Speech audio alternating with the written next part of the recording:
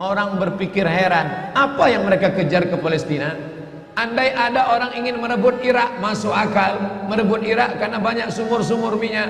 Andai ada mau ekspansi ke Kuwait, masuk akal, karena sumur minyak di Kuwait banyak. Kenapa kembali ke Palestina? Ada apa? Tanah yang tandus, tanah yang kering kerontang. Mereka ingin membuat sebuah negara dengan keyakinan akan turun Mesias, sang juru selamat yang dijanjikan oleh Tuhan, dengan syarat orang-orang Yahudi mesti kembali ke negeri yang dijanjikan Tuhan. Yang kedua, Mesias sedang menunggu. Mesias melihat ke bawah. Kalau dia tengok di bawah masih banyak gurun pasir, dia tidak mau turun. Dia ingin melihat hijau. Kalau sudah dibentang karpet hijau, baru dia turun ke bawah.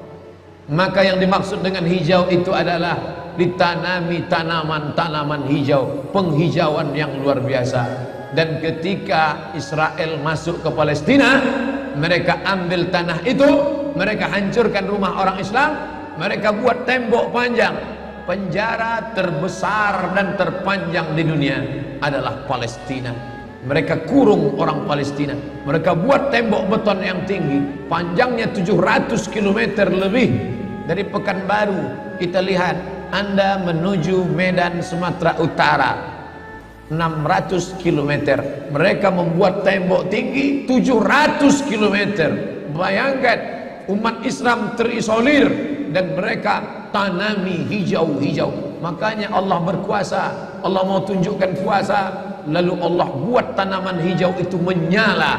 Dalam pokok yang hijau itu menyala beberapa bulan yang lalu. Heran orang, Allah mau menunjukkan kekuasaannya. Kalian tidak mau tolong Palestina, aku yang akan menolongnya. Tanaman yang hijau yang mereka tanam itu tiba-tiba terbakar. Tidak ada yang bisa mematikannya. Sampai-sampai reporter wartawan Amerika mengatakan, tidak ada yang bisa mematikan kebakaran ini kecuali Tuhan, karena Dia yang membakarnya. Bapak Ibu yang dimuliakan Allah SWT, tanaman apa yang mereka tanam? Persis yang dikatakan Nabi SAW, Syajaratul Gharqad, pohon gharqad, bentuknya seperti pinus, tinggi, memanjang. Lalu kemudian Bapak Ibu nanti tulis saja, yang ingin tahu bagaimana bentuk pohon gharqad, tulis saja www.google.com. Lalu tulis di sana alif lam ghain ra qaf dal al-gharqad, enter, muncul gambar pohon gharqad. HP saya tak bisa tulis Arab Pak Ustaz, belum masuk Islam. Cara mengislamkannya, Play Store, klik. Setelah buka Play Store, pilih Arabic Keyboard. Setelah keluar Arabic Keyboard, pilih Arabic Smart Keyboard. Smart Keyboard Arabic. Habis itu setupkan ke HP. 5 menit, geser, langsung berubah, bisa tulis Arab. Alif lam ghain ra qaf dal, enter, pilih image, muncul gambar pohon gharqad. Gimana? Sudah nampak? Tak keluar Pak Ustaz. Loh, kenapa? Paket tak ada. Sekarang mudah belajar. Dulu kami sekolah, ketika mau tahu gimana pohon sidir, kalau mau memandikan jenazah, ambil beberapa helai daun sidir, lalu digiling, dimasukkan ke air. Gimana pohon sidir Ustaz? Pohon sidir, kata Ustaz, sekarang mudah saja, tinggal tulis Sin dal ra, sidir, enter. Pohon bidara kata kita, enter image, nampak, oh ini gambarnya. Teknologi canggih memudahkan kita. Pohon gharqad kata Nabi, kalau bersembunyi dia di belakang pokok kayu, pokok kayu akan berkata, ini Yahudi di belakangku, bunuhlah. Kalau bersembunyi dia di belakang batu, batu akan berkata, ini ada Yahudi, bunuhlah. Tapi kata Nabi, ada satu pohon yang tidak mau menunjukkan dia. Ini pohon mereka, kata Nabi. Apa itu? Syajaratul Gharqad, pohon gharqad. Subhanallah, Masya Allah. Apa yang dikatakan Nabi dulu terwujud sekarang. Mereka tanam pohon gharqad ini sebanyak-banyaknya. Ketika saya sampai ke Rafah, Mesir, Palestina, sampai perbatasan Mesir Palestina, ada satu kota bernama Rafah. Rafah dibagi dua, Rafah Palestina, Rafah Mesir. Di tengah kota Rafah, di batas perbatasan, kawat duri panjang, yang dipasang dengan voltase listrik bertegangan tinggi. Siapa saja yang menyentuhnya akan terbakar mati. Tak ada orang berani mendekat. Tapi kawat-kawat duri itu kita bisa melihat rumah-rumah saudara kita di Palestina dan nampak hijau. Lalu gaib penunjuk bertanya ke kami, coba tengok pohon yang hijau itu. Pohon apa itu? Pohon apa ya? Itulah pohon gharqad yang dikatakan Nabi SAW. Mereka tanam sebanyak-banyaknya karena mereka meyakini bahwa Mesias akan mau turun kalau sudah dia tengok hijau. Seperti kita kalau pesawat mau mendarat di airport Sultan Syarif Qasim II Airport, Anda akan, ladies and gentlemen, all our passenger, para penumpang pesawat airlines, kita akan mendarat. Begitu kita melihat Riau hijau, tapi hijaunya bukan pohon warqad, pohon gotah sama pohon sawit. Begitu juga kalau kita mau mendarat di Batam, kita lihat hijau ke bawah. Begitu jugalah Mesias akan turun ke bawah kalau dia melihat sudah hijau semua. Karena mereka meyakini, amat sangat meyakini itu. Mereka menanam pohon warqad itu. 3. Kapan Mesias akan turun? Mesias akan turun kalau Babilonia dibantai terus. Makanya mereka punya program bantai Babilonia, hancurkan Babilonia. Kenapa mereka marah dengan Babilonia? Karena Raja Babilonia pernah menghancurkan kekuasaan mereka. Raja Babilonia yang mereka maksud adalah Nebukadnezar. Nebukadnezar Raja Babilonia menghancurkan kerajaan nenek moyang mereka. Mereka punya dendam kesumat yang luar biasa. Salah satu sifat Yahudi, dendam kesumat yang tak pernah mati. Walaupun sudah terjadi ratusan tahun, ribuan tahun lalu, tetap anak cucunya sekarang dendam. Hantam Babilonia, hantam Babilonia. Karena Babilonia negerinya Nebukadnezar, anak cucunya mesti dihancurkan. Mana Babilonia itu? Babilonia adalah Irak. Makanya setiap naik presiden Amerika yang didukung oleh Yahudi, mereka akan membantai Babilonia, Irak. George Bush naik, apa yang dilakukan George Bush?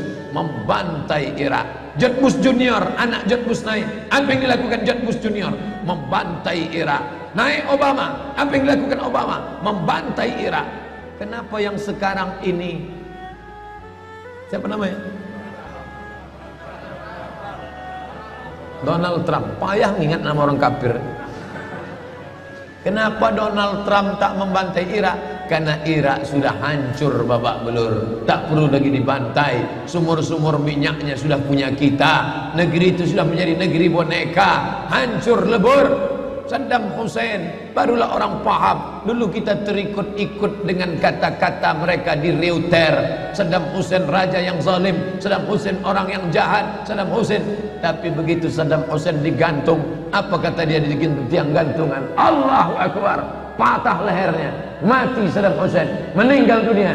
Sekarang orang baru sadar, ternyata Saddam Hussein menyelamatkan negeri itu daripada orang-orang yang jahat. Sekarang apa yang terjadi?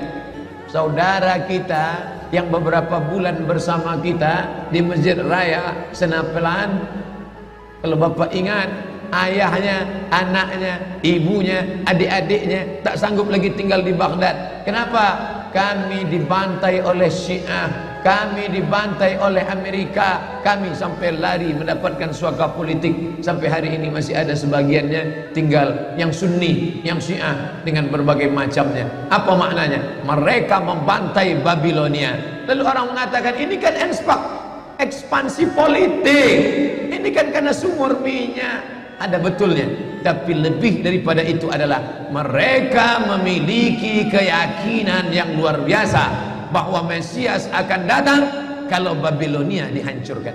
Ustadz baca analisa ini dari mana? Kami belajar buku ini 6 bulan di Al-Azhar, satu mata kuliah, dan saya paling suka mata kuliah ini karena mengaitkan antara ayat Al-Quran dan hadis Nabi.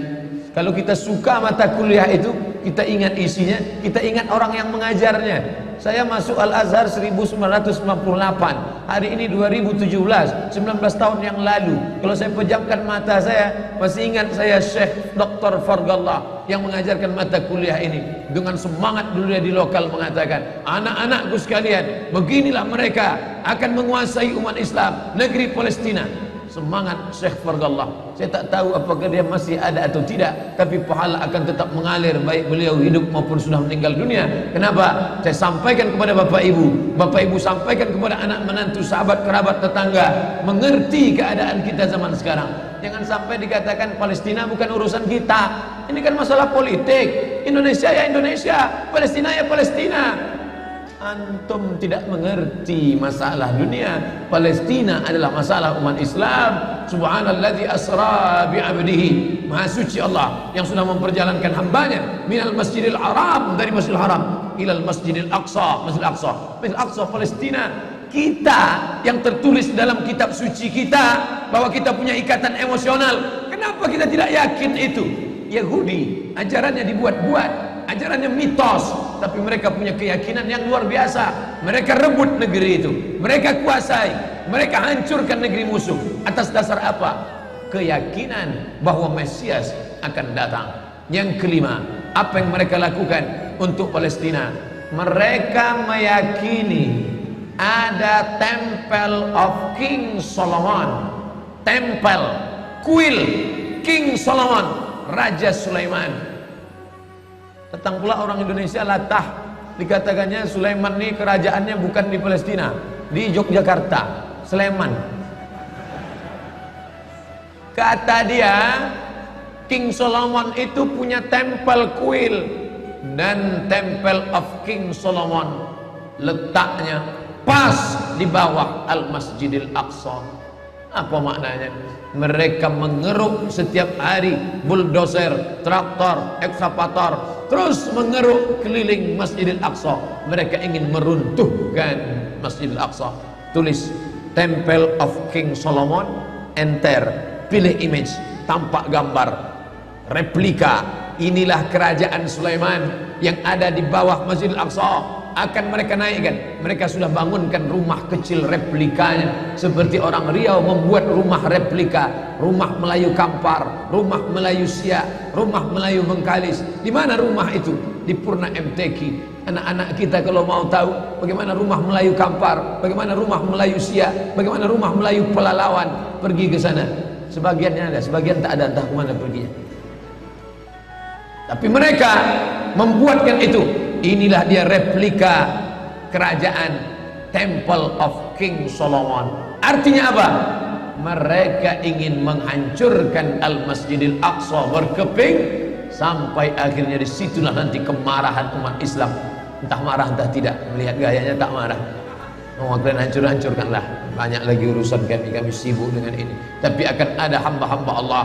La tazulu fi ummati ta'ifatun min ummati. Akan tetap ada sekelompok umatku yang memperjuangkan agamaku, kata Allah Subhanahu wa ta'ala. Yang terakhir, yang kelima, akan turun Mesias. Kapan itu terjadi? Ketika terjadi perang besar. Sebetulnya dalam agama Islam sudah dituliskan yang dimaksud dengan Mesias itu siapa. Kata Imam Al-Hafiz Ibnu Hajar Al-Asqalani dalam Fathul Bari, yang dimaksud dengan yang dinanti-nanti mereka itu adalah Dajjal. Dajjal itulah sesungguhnya yang sedang mereka nanti. 70,000 Yahudi wara'ad Dajjal. Ada 70.000 Yahudi yang akan berada di belakang Dajjal ketika dia turun nanti. Makanya tiap hari, tiap petang kita berkata, Allahumma inni a'udzubika min adzabi jahannam wa min adzabil qabri wa min fitnatil mahya wal mamat wa min syarri fitnatil masihid dajjal. Dajjal itulah yang sedang mereka tunggu. Dajjal itulah yang sedang mereka nanti-nantikan. Kita menantikan kedatangan, dia pun juga menantikan akan kedatangannya. Bedanya apa? Mereka meyakininya dengan semangat. Semangat mereka luar biasa. Mereka bangkit. Umat Islam percaya. Padahal tiap hari dia katakan sebelum salam, Allahumma inni a'udzubika min adzabi jahannam wa min adzabil qabri wa min fitnatil mahya wal mamat wa min syarri fitnatil masihid dajjal. Tiap hari dikatakan, tiap hari diucapkan. Tapi dalam hati, betul tak Dajjal datang? Entah iya entah tidak. Mereka yakin Dajjal akan datang, tapi mereka katakan itulah pemimpin kami, itulah Tuhan kami, itu adalah jelmaan daripada Tuhan kami, itu yang akan menghancurkan dunia, dia akan menjadi panutan kami. Kita berkata itu musuh kami, tapi kita pun ragu, entah musuh entah tidak. Oleh sebab itu kita minta ampun kepada Allah atas kurangnya iman kita. Subuh ini kita bangkitkan semangat kita, tapi yang datang kenapa Allah tidak menolong? Katanya Allah itu maha kuasa. Cukup dia teriakkan saja, malaikatnya satu berteriak, pecah gendang telinga orang Yahudi, mati. Cukup dia tiupkan angin sejuk, terhirup, mati. Kenapa tidak dia matikan saja Yahudi itu? Datang Syekh Muhammad Jibril, Syekh Dr. Muhammad Jibril, Syekh Profesor Dr. Muhammad Jibril, dosen tafsir Al-Azhar. Kami undang, mahasiswa Indonesia mengundang di waktu di Mesir dulu kuliah. Lalu saya tanya, Assalamualaikum Syekh. Ya, kaum Ad binasa, kaum Samud binasa, kaum Midian binasa, kaum Iram binasa, kaum Fir'aun binasa. Kenapa Allah tidak membinasakan Israel ini? Senyum Syekh Muhammad Jibril. Apa kata dia? Ya beni, anakku, seandainya Allah membinasakan Israel ini, lalu apa yang tersisa untukmu? Ditunjuknya saya. Seandainya Allah membinasakan Israel ini, lalu apa yang tersisa untukmu? Terdiam saya.